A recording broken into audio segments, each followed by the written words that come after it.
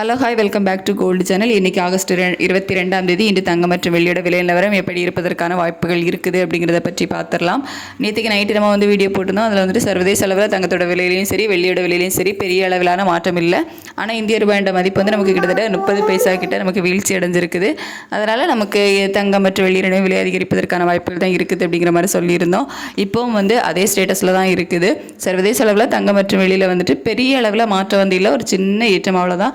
So நம்ம இந்திய ரூபாயோட மதிப்பு நமக்கு ஒரு 35 பைசா கிட்டே வீழ்ச்சி அடைஞ்சிருக்குது.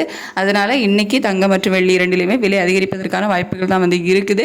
தங்கத்தில் ஒரு 30 ரூபா வரைக்கும் விலை அதிகரிப்பதற்கான வாய்ப்புகள் இருக்குது. ஸோ வெளியிலையும் ₹1 இல்லைனா ₹2 விலை அதிகரிப்பதற்கான வாய்ப்புகள் இருக்குது.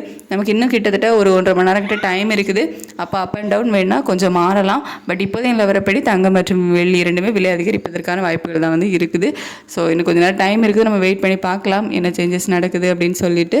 US டாலருக்கு நிகரான இந்திய ரூபாயோட மதிப்பு கொஞ்சம் ஸ்ட்ரென்த்தனாக ஆரம்பிச்சது அப்படின்னா நமக்கு விலை குறையிறதுக்கு கொஞ்சம் சப்போர்ட் லெவலாக இருக்கும்.